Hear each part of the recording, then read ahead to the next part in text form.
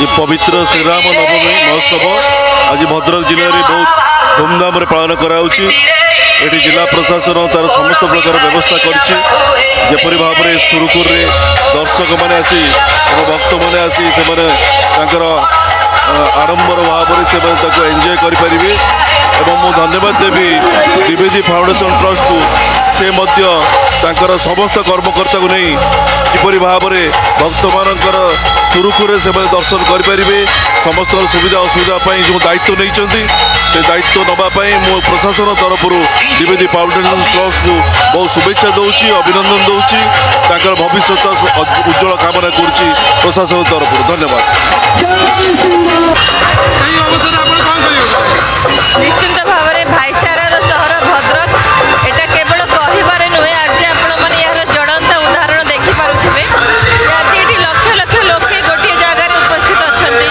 एठी हिंदू के मुस्लिम के आपण जानि परिबेनी समस्त गोटे एक है कि आज यही उत्सव को पालन करूछंती। तो रामनवमी उपलक्षे समस्त को हार्दिक शुभेच्छा एवं अभिनंदन।